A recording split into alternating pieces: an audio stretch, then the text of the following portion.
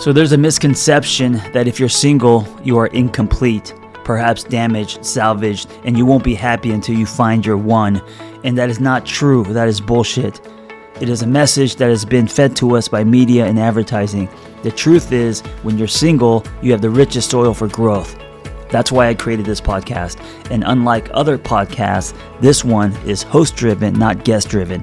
That means I will be rotating health and wellness experts 3 times a week to give you the giant box of wellness crayons, not just the primary colors, so you can start building a meaningful life. It's time to give singlehood a cape.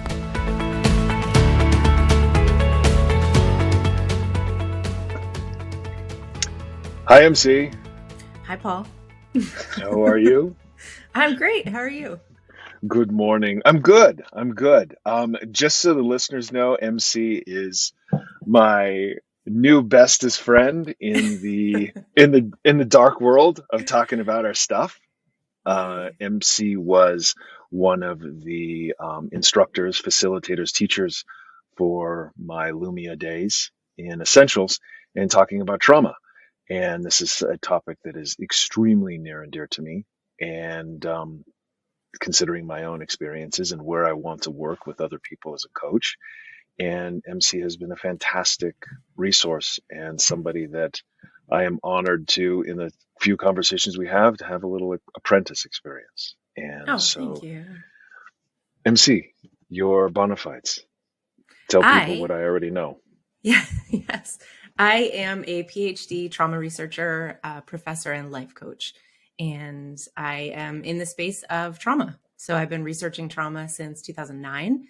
And I've written, my 3rd book is about to come out in March. And my whole goal of life is to kind of, right as Paul said, is to meet people in the dark.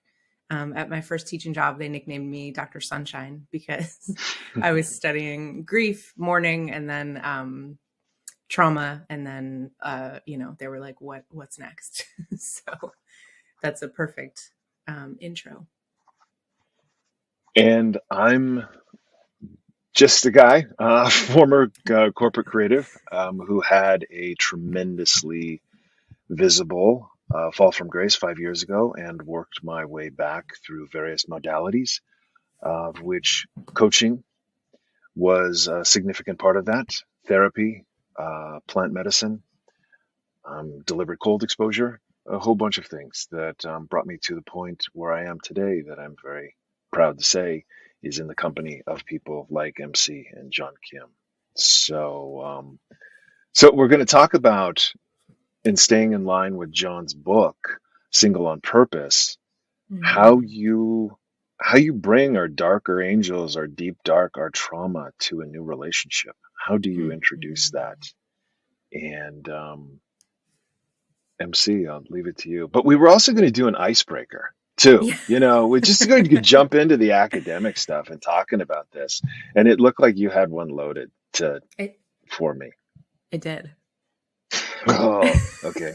All right. I actually now have a 2-part one because I had one loaded, but then your intro gave me a second one, which is now my first part, which is bumping down what I had already, is why did you call yourself a regular guy? Well, I mean, you came in hot with like Ph.D. and I'm like, well, okay, I don't have those cards. I got a pair of 6s over here. No, thank you for pointing that out. Just a little forced humility. And so, yeah, you got me on that one. Cut it out, Paul. All right. And Note to everyone listening, don't do it. Only because this is exactly what John would have done because I have in fact, not that long ago, introduced myself similarly onto his podcast, and he did the exact same thing. So it's just coaching hazing. Okay. I like that. All right. Okay. There was a second part.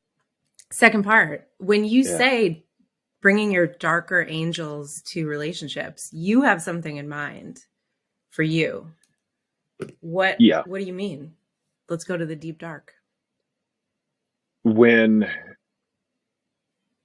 this year, the conversation that is the most profound, and on New Year's Eve, I'll be thinking about it, was on my own podcast where I came out as a bisexual man. Mm. And so before I was married, I made a pact with myself that every time I would start to develop a relationship with a woman, and around second or third date, it was like, okay, here we go. This is who I am. I have had these experiences. Mm. That's what I considered my deep dark. That's what I considered my shame. Mm. And it it either resulted in, it was pretty binary. It either resulted in somebody going, oh, okay, all right, well, that's interesting. I can roll with that. Or literally somebody picking up their purse and leaving the table. Mm. And so it causes it to get deeper. It causes it to get darker. It causes it to get Yeah. shame filled and things like that. So I would have loved a conversation like this back then, going, okay, what are the tools? Who can I read? Mm. What can I listen Mm. to when I'm about to tell somebody something? I mean, I know in several situations through friends that people have to, reveal a medical status or condition Mm. or something that they hold a lot of shame around, or, you know, something that happened to them socially. I don't know. I mean, there's all Mm. sorts of things that we just like wrap in this disgusting candy shell of shame and Mm. and darkness. So that's where I lean on you for that, is like, okay, how do we do that on the second and third date, going, okay, this is what I got. Yeah. It's heartbreaking that you even had to be in that headspace to think about that, right? Is this going to happen? And then it sounds like you had the negative reinforcement of your worst fear actually coming true, Hmm. Yeah, I did. where you're I like, did no, several times. Yeah. yeah, like I Yeah. should be ashamed, which is completely false. Yeah. And in all fairness, I've had situations put on me where I've had to make the call and go, yeah, I can't go through with this. It Mm. was, I remember in my 20s, there was a young lady that her dad had a significant criminal record, Mm. and there was still residue, pouring over. So that was going to be an investment on my part. And I Right. had to think about it and go, okay, I can't take this on. And it's always kind of Mm. haunted me. I'm like, well, that was that compassionate, wow, Mm. nice guy. But yeah, no, I went for the door myself. And that's such a thank you for sharing that piece, because I think that's such a that's the missing piece, is that we are all potentially in that position where you're sitting across the table thinking, I don't know if I can deal with this. And then what, right?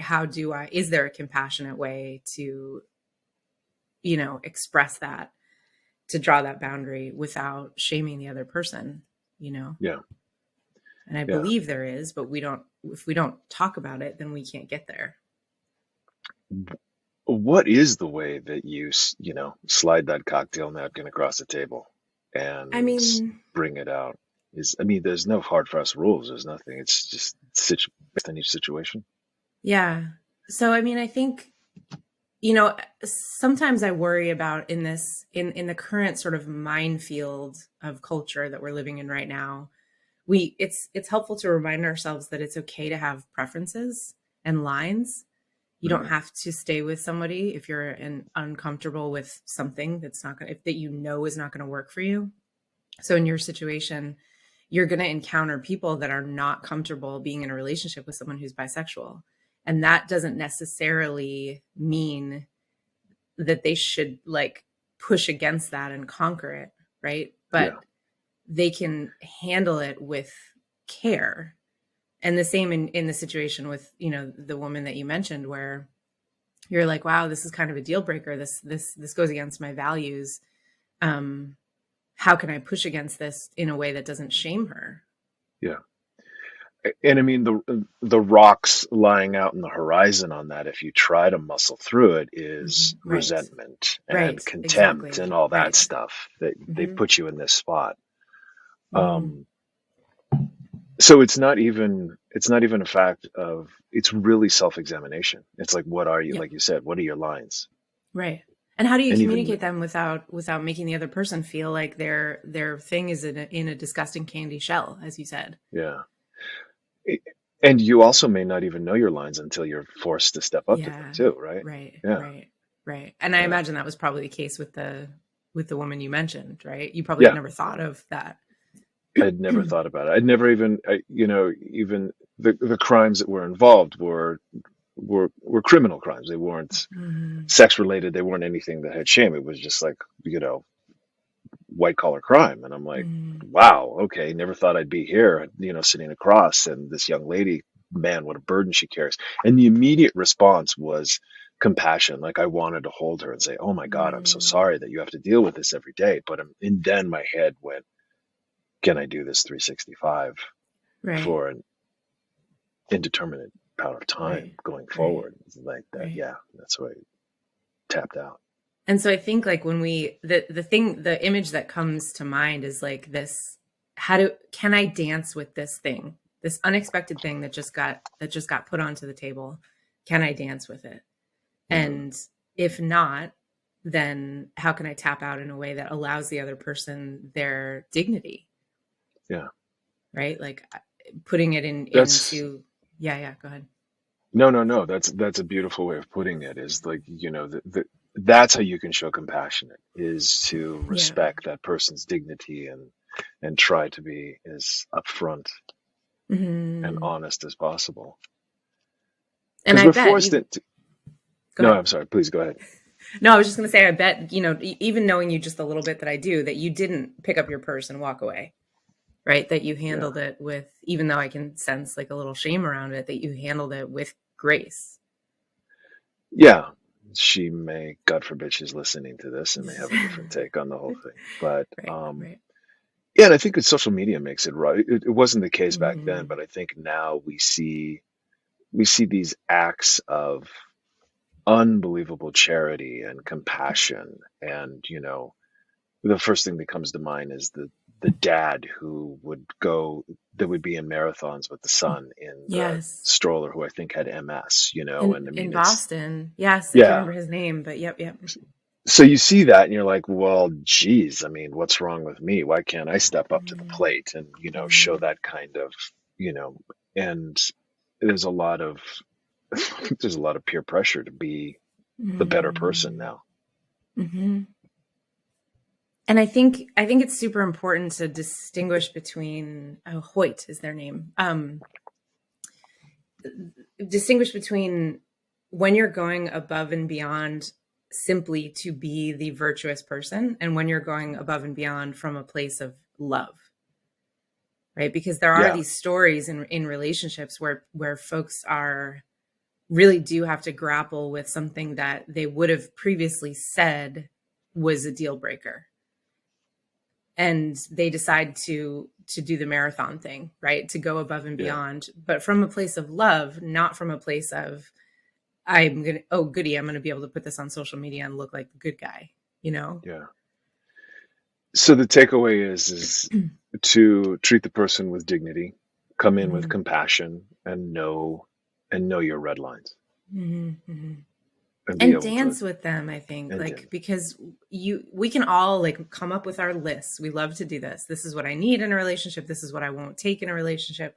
But when you're actually face to face with another human being with a heart right in front of you, like, ask yourself the question, is this really a preference? Can I dance with this? Is this something that I can entertain Yeah. before? Because I think sometimes we cut it off before that's clear. Yeah. Or force ourselves to expand. And Yeah, right. yeah. And then end up in resentment, which is relationship death for sure. Yeah. So the kind of the sequel to this is the two people coming that have, as I called Hmm. it, competitive scars. Yeah. And you and I had an earlier conversations. The whole reason that I wanted to do this was you could speak to, as I called it, and I've heard a lot of people call that, and I would love for this conversation to kind of put it to bed for whoever is listening, is the whole big T, little t trauma kind of thing. And I Hmm. said, okay, MC, you can talk about big T trauma, sexual violence, things like that. And Hmm. I can do little t trauma, which is just somebody completely falling apart, abusing alcohol, disaffected and Hmm. unconnected from everything. And then you corrected me. And I'd love for you to correct me again on that. Yes. So, big T, little T trauma is one of these distinctions that has gotten sort of like stolen from the clinical world, where it has a purpose and a history, which I can explain in a second, and then just like twisted in social media and all over the internet into something that it isn't. And I wish I actually have a chapter in the book that's just called, the title is "There is no big T, little T trauma," because we know on a neurobiological perspective that the brain and the body do not distinguish between types of trauma. In other words, there's no hierarchy. Your brain's not like, oh, this is just like a minor trauma, I'm going to put it over here, and this is a major trauma. Like, that's not the brain. The brain structures that are responding in the moment are not sophisticated enough to do that. And so we need to understand that whatever the brain experiences as significantly overwhelming to turn on its emergency defense mechanisms is trauma. So we have to stop defining trauma by the type of event.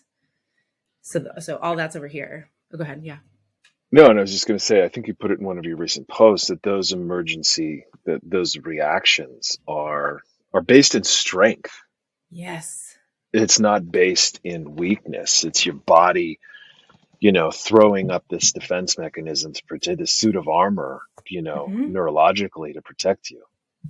Totally, because it has to, because it thinks that you are in mortal danger, and it's not going to differentiate between, your house is on fire and, your partner might leave. It doesn't register. And this those is all differences. all amygdala, limbic system, and then frontal cortex is the thing that then tries to process it and then gets scrambled. Yeah. Right. And here's the thing really quickly, that your brain operates like an old house with circuitry that can't be on at the same time. So like in an old house, you can't like run your hair dryer and your microwave at the same time, or the fuse blows. The same thing happens in your brain. So when your amygdala, which is the alarm system, right, the fire alarm, is taking up tons of energy, it pulls that energy away from the prefrontal cortex and a bunch of other brain structures, the hippocampus, other things, which means that your rational processing isn't really online. And so there isn't a discussion where your prefrontal cortex is able to say, hey, it's just an argument with your partner. It's probably going to be okay. Let's give it a couple days and we'll figure out a way out, right? Your prefrontal cortex is not online. And so all you are is alarm. Yeah. So yeah. That takes us to, let's just set up a scenario. It's like two people been dating, fresh relationship. One is a survivor of sexual abuse from childhood. The other one has had a mom who did white wine too much 4 nights a week for their entire life. And one, death by 1,000 cuts, and one was a moment seared in time. And we've just determined that there's no difference once you get down to that cellular level and that neurological level. And so that competitive scar thing, it's like, well, okay, yeah, that's great, but your mom's still alive and this is that, and and she just drank too much, big deal, look at me, or vice versa. Is that common? So common. This is what I see probably the most often in couples. There's like a couple of themes that come out when I work with couples, and this is one of the most common ones. And then, so just to like, also, by the way, I love the moment seared in time. I'm going to be thinking about that all day, just that language that you used, because that is what it's like, right? It's like you throw the steak on the super hot stove and then there's that skin. So when Francine Shapiro, who's the founder of EMDR, which is eye movement desensitization and reprocessing, which is a very, has gotten a lot bigger. It's a common modality to work with trauma. When she was developing and writing her textbook on trauma, that modality was designed for what we call big T traumas, which are, the moment seared in time, that one instance of sexual abuse that's very distinct. And the way that EMDR works is that it's sort of manual manipulation of your prefrontal cortex so that you can process the trauma that you didn't get to process in the moment. And it uses bilateral stimulation to do that. So it kind of forces your prefrontal cortex online so you can process what didn't get processed. So she developed that modality. They were using it really successfully for these capital T traumas, these kind of singular events that were widely recognized clinically as traumatic. In her textbook, she was like, hey, I think we should try this for the things that aren't labeled trauma by clinicians, like bullying. Because at the time when she was writing, the definition of trauma in the clinical world was anything that lied outside the norm. And so sexual assault, we thought at the time, was outside the norm. Bullying, on the other hand, in grade school, was well within the norm. And so they weren't using EMDR to work with those kinds of things. But she was like, look, I feel like the symptoms are the same, and I think this modality would work. So she was trying to say that capital T and lowercase t traumas are the same, and that EMDR would work similarly, which it does. And for some reason that got twisted into this big T traumas are legitimate and lowercase t traumas are lesser. And that's wrong on every level. It's wrong from the clinical level. It's wrong from the neurobiological level. It's just not true. But then what happens is, because we have that societal narrative, I'll have a couple that comes in, and it's actually usually kind of the other way, where it's like the person who had neglect, which is what you're describing when you're saying like mom is a box and a half of wine in by 7 p.m. That's neglect and out of control. That's substance abuse in the home. That person will say, my trauma is not real because it's lowercase t. She never hit me. I didn't have sexual assault. My partner's trauma is real. And they're using that to shame themselves, which gets in the way of healing. And it also does happen the other way, as you mentioned, where the person will say, well, I have capital T trauma. I have a sexual assault. This person just has, their mom was still alive. What's your problem? You can work it out with them. And it's just like, could we not, right? Like, could we not create that hierarchy and compare traumas? Could we come together and say, my trauma is different than yours, but we both know what it's like to feel trapped and out of control. And how is that then taking hold in the way that we are in relationship to one another? And how is that potentially a problem? And how can we avoid those pitfalls and also potentially heal? Because the thing about trauma is that there's this double-edged sword, or catch-22, I'm not sure the best phrase, is that we are harmed by other people and healed by other people. Wow. And so the key is recognizing that pathology is two people coming together going, look, same currency, same monetary exchange here. Yes. Let's get a third party to I love that. Yep. So to sort this out. Mm-hmm. Because that's really the most effective way, is just getting a third party, getting a therapist that understands and that there is no distinction. Right. Yeah. And to figure out who can kind of suss out, like, okay, here's where the trigger is, here's what's behind it, here's how you're taking that out on your partner. And then again, like, I didn't mean to do this, but this idea of like dancing with it. How do we dance with it? How do we, if these are the things that are present, how do we navigate, bringing my personal experience into this, and I'm going to talk about it. I'm going to do one of these on ayahuasca and plant medicine. Yeah. I did three ceremonies, and each journey, there was always this lingering presence going, yeah, this is great. You're doing some great work, but until you deal with this, really doesn't matter. There was always that feeling. And I'll never forget the last ceremony that I did. They all seemed to be like a trilogy, like all these episodes working up to this finale was this incredibly horrible and painful ceremony. I was just a wreck. Almost dehydrated. And I remember begging that whatever was going on in my head, okay, fine, please show me the relative that touched me incorrectly. What is this blockage? And that's where my mind went. And then when I asked that question, I got this feeling of, no, this is nothing big. It was just death by 1,000 cuts. You had a rough childhood. You were bullied. You had this, you had that. This came in. And then it was like, okay, let the child sleep. Fine. Oh, Let yeah. the, and that's when I felt the peace. But but I was struck by the fact that in order for me to kind of like be let out of jail, I went to the big T trauma. I'm like, okay, well, Yeah. there's got to be something huge here. There's got to be something revelatory that's coming around the corner. I can take it, hit me with it. Mm-hmm. And it never did. It Mm-hmm. was just the little T trauma. But man, it stuck. It burned just like everything Yeah. else. So yeah, that's what really made me cognizant of this differentiation and kind of how this has just been thrown around.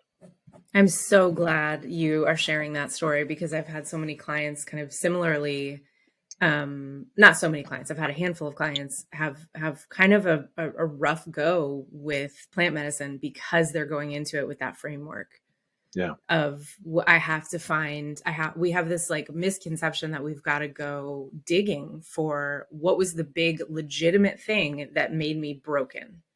Yeah. And there's two things wrong with that, right? Like number one, it was probably death by a thousand cuts, which you're then going to have shame about to peel away. And then the other thing is that you're not broken. Yeah. And so you're coming into that inquiry with judgment, which makes it stop being an inquiry at all. Yeah.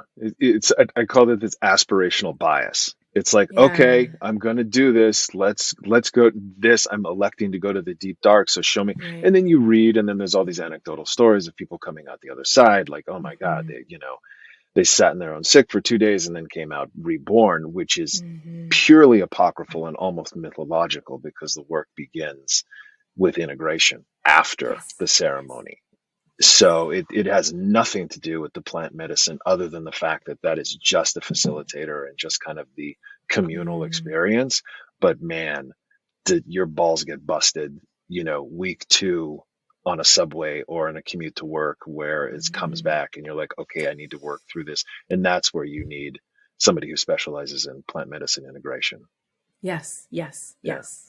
Yes. I'm So so glad you're saying that. I think that we need to shout that from the rooftops and put it on a billboard because if you just go do the ceremony, right, then you don't have any scaffolding underneath you to you do don't. that processing and integration, which is the goal, as you said. And that's the goal of trauma healing is integration.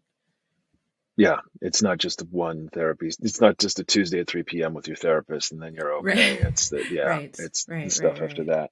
So that leads to, is there, I want to establish the differentiation between trauma and shame.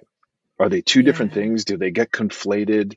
Do they get rubbed up against each other and come out the same way? Or is there a Mhm. pure distinction? I don't know if this is going to make sense because it's just coming to mind and I've literally never thought about it until right now. But Captain America, right? Yeah. Super strong. Captain America. He's just, I don't know that much about superheroes, but this is just coming to mind. So I'm going to go with Oh, well, you got a geek on the other side that's good, it. can Oh, help you perfect. out. Oh, Okay, yeah. good. All right. This is going to be, talk about shame. It's all going to come out right here. Yeah. I love it. Okay. So Captain America, right, is if we say that Captain America is the trauma response, right? The trauma response is a set of adaptive mechanisms in your brain and body that are there to keep you alive. If we didn't have the trauma response, we wouldn't survive. So we need it. And his shield is the shame. So I think that they are like, so you asked, are they related? Like how are they the same? I think that they're almost one because Captain America isn't really Captain America without his shield. They're But symbiotic. yes, exactly. Yeah. Yes. But shame, but the shield, now this is where the metaphor is going to fall apart, I think, or maybe not. I don't know. You tell me. Let's see. The shield is the thing that both protects and then gets in the way of healing. So we pull shame in as a defense mechanism. So it's the thing that stands between us and the rawness of the world that the trauma has just revealed, right? Yeah. Because what's underneath trauma is this idea that we now can't unsee the way that we are vulnerable in the world, which is a terrible thing. Okay, tell me, does this work? You know what? You're just a hair's breadth, and this is where there's somebody screaming at their stereo in their car, right? Going, no, this is like total Iron Man is the better. Oh, okay. because Okay. he Yes. has the arc reactor in his chest Yes. that is Okay. keeping the shrapnel away from his heart, but Oh, also killing yeah. him at the same time. Yes. Yes. And that's, So yes. yeah, all right, there you go, everybody. Just outed myself. Huge MCU geek. That's perfect because it also works because I always use Pepper Potts as the example of, people are like, what does the prefrontal cortex do? And it's like, it's Pepper Potts, right? She's super Yeah. organized. She's super rational. She's got the details down, working memory, all this stuff. So it kind of fits in. Thank you. Oh, this is another podcast where we're going to completely dissect all these pathologies and we'll assign Yes. superheroes and villains to them. Well, because all of the superheroes and all of the villains, I think we've It's all talked about this based. before, maybe. Yeah, it's all based in trauma. They all have trauma. They all have trauma. Yeah. There's So nobody. anyways, Yeah. so the shame is the thing that I think like it's a coping mechanism. We think it's going to protect us. I know that Yeah. sounds irrational, but once we put it down, then we actually have to heal. I think it's the biggest boulder in the way of actual healing. And yeah. Yeah. I mean, after I came out on that podcast, I felt raw. I felt like I had Mm-hmm. molted and it was, I could feel everything. And what was hilarious is that, not hilarious, it was, tragically dark funny, is I didn't lose my job. I didn't lose my relationship. I didn't lose my Right. family. It was sort of like, well, what the hell's your problem? But I still felt, okay, this isn't a secret anymore. Like I just told Mm-hmm. you before we came on, and I had a conversation with somebody, a professional conversation, where they wanted to employ my services or have me be a part from a coaching perspective. And they had listened to my podcast and they knew everything. And they were coming with more information on me than I had on them. And that was Yeah. destabilizing. That was weird, which Mm-hmm. is something that, tying back around to what we're talking about, is coming to a date with Yeah. social media in your back pocket and knowing that person Oh, and being yeah. able to do a deep dive on them.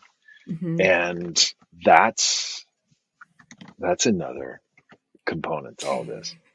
It's creepy. Yeah. Exactly. I'm so glad you said the thing though about the kind of the weirdness of the world once you put down the shame and started really like sharing your story, because I don't think we see it this way because we're so tempted to just put everything in a good or a bad box, right? Shame is bad, so we don't like it. But what we miss then when we look at it that simply is that we get cozy with it.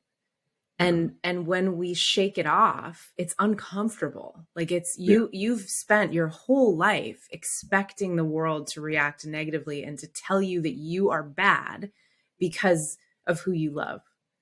Yeah. And so when you're met with when you're met with the person that walks away with their purse, it's going to sound so strange, but it's in a way comforting because it fits your story about the world and It yourself. does. It just tamped it down like gunpowder in a cannon. It just tamped it down. And as you were talking about that, it's very male. Mm-hmm. It's sort of like, you need to be, you need to be the wounded gunslinger, like walking the plains, Yes. just like, Yes. you need a backstory. You need some pain. You need something that you have to muscle through. Right. And then when you don't, I mean, going one step further, when I started talking about suicide ideation, that was almost more difficult because that seemed elective. Like the sexual identity wasn't elective. That's just who I was. But the other stuff was, and then that's like, well, you just need to suck it up. You cracked.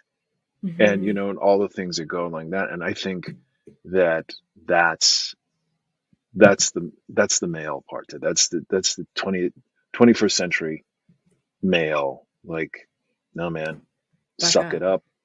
And do you know where down. that comes from? The history of the study of trauma. Because when we didn't understand what trauma was, pre-1800s, they assumed because so many people that were suffering with it and going to the doctor were females dealing with sexual assault. The whole field of psychology assumed that the only people that could suffer from trauma were women. And because of the way they saw women at that time, to be traumatized was to be hysterical, was to be weak. And then it was only into, I think it was World War I when people started finally realizing like, oh, men have this too. It's not tied to the literal uterus, but they kept that idea of weakness. And we still have that. Like I've done some work with veterans today where it's like, veterans from the Iraq and Afghanistan war are still being called hysterical, female, weak, right? And we built like coping mechanisms around that, right? That whole thing of like, buck up. It doesn't just come from society. That was how clinicians treated soldiers. Oh, yeah. I mean, So pejorative terms associated with female anatomy. I won't even say it, exactly. but yeah, Right. stuff like that. Yeah. And they would literally, they would stand in a soldier's face. This is a clinician, Louis Yealand. You can look up his case studies. He would stand in a soldier and scream obscenities about the soldier's mother to shock him out of his bad character. This was the practice. Wow.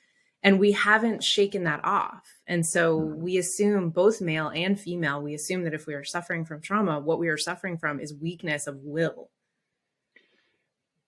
And in some cases, I mean, and it's not intentional, but your female partner will, of course, I need you to be strong for me. I need you to be, yeah. I need you to provide safety.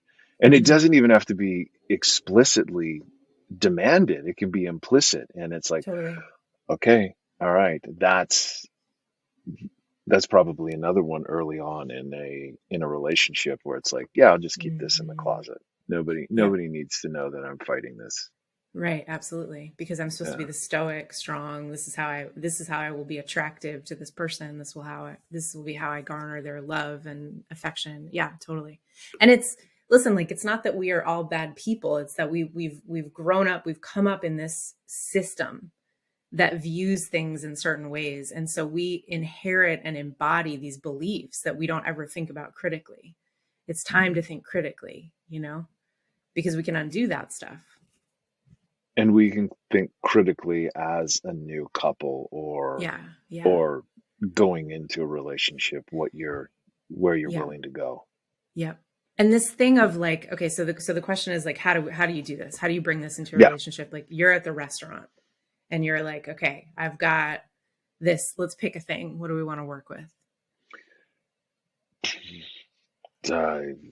The sexual identity, kink, or something, something that's associated with shame. It's like, this is who I am. In order for this to work, it's got to be this. Okay. And I've got this sexual identity, I've got this kink, I've got this thing that I'm ashamed of that I have to share. So how am I going to bring that in? One of the tools that I think is really helpful for reframing it as you're in the car on the way to the restaurant is to think about, what would the parallel be if you had a biological illness that this person needed to know about?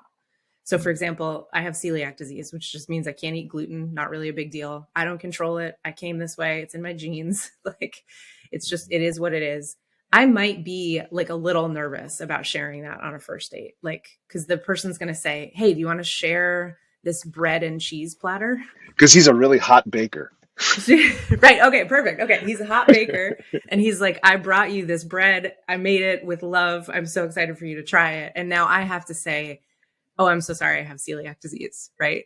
I'm going to feel something about that. Like, I'm going to wish all the way to the restaurant or his house or whatever that I didn't have celiac disease. But damn I do. Your existence. You're going to come down and say, yeah. Right. But I do. And I have to then say, I have celiac disease. I know that's inconvenient. That might be a deal breaker. You're a hot baker. What are we going to do about this?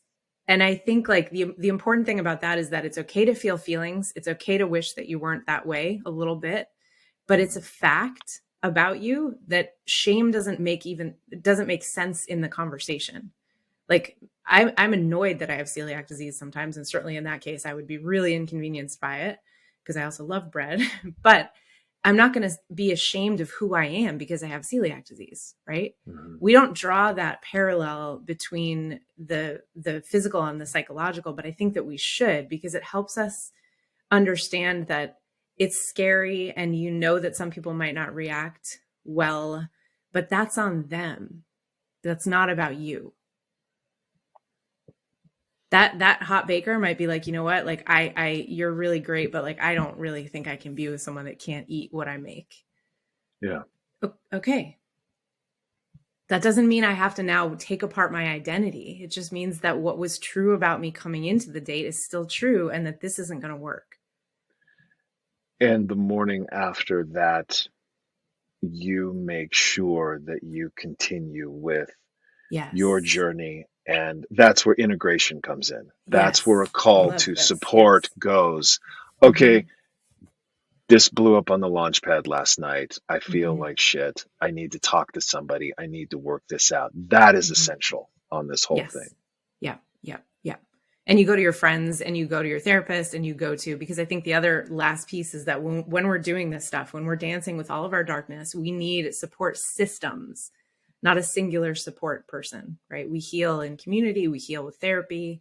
Who can you talk to? Bring it to everyone you possibly can think of, because the more you have that conversation, the more integration will be possible. And we have to stop thinking that the only place we can talk about shame or trauma is in the therapist's office, because it's false. Expand on that. I mean, I think we're still doing, it's like a little remainder from the old bad understanding of trauma, that like it has to be secret.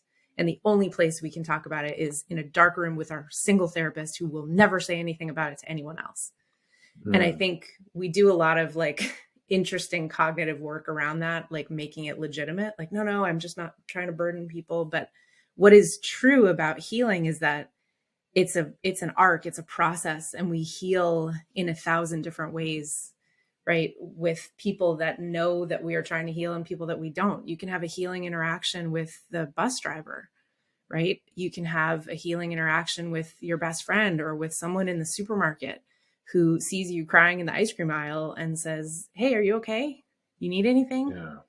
Right? Like it's not to be hidden. Healing is not to be hidden away. Going back to the very thing we talked about is compassion. Yeah. For yourself and to somebody Mm-hmm. else. Mm-hmm. I think that's a good place to put a cap on this. I didn't think, we started in all the darkness and then we're like, let's put a Mr. Rogers on it. I Perfect. guess. All right. But we're doing the MCU trauma on Smart Funny Tortured. I'm inspired now. Oh, I love it. But thank you. I see. Thank you No, for thank you. that. This was great. And where can everybody find you? Oh, I'm on Instagram at MCPhD, EMSEY PhD. And I have a book coming out in March called Unbroken. The Trauma Response is Never Wrong, which is already available for pre-order anywhere that you buy books. How about you? You can find all about me on smartfunnytorture.com. You can get hooked up with all the episodes of the podcast and all the information about how I coach. And that's it, smartfunnytorture.com. And I will say that the podcast is fabulous. Do yourself a favor and go listen. Thank you. And also yours. You got one Oh, upcoming. thank you. You've got yours too. Yes. So, Yeah. all right. Well, you have a wonderful day, MC. Thank you You so too. much. Thank you so much. I hope that episode was helpful.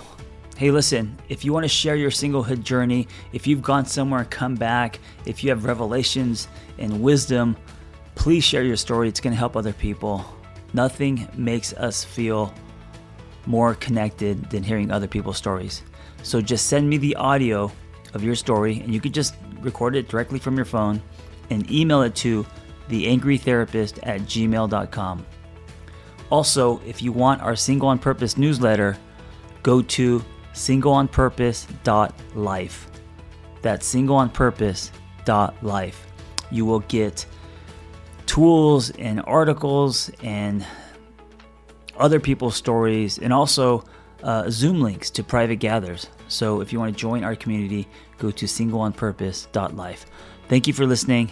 Be well. We hope you tell a friend. Hello, my name is Brianna. I'm 26 years old, and I have been single on purpose for almost 3 weeks. So this previous relationship that I was in was 1.5 years, and it was insecure, and that's like a nice way of putting it. We were both very in love and willing to work on the relationship, but ultimately, his trauma was just like a lot to bear, to where he is an avoidant to the T, like textbook, and I'm anxious to the T textbook. And ultimately we just fed the cycle of the anxious avoidant dynamic, and our relationship ended. And this time it was for good. And so we were on like a cyclical thing where we would break up, not speak for like 2 weeks to a month, and then we would get back together with the intention of communicating better and using tools, reading books together, discussing them.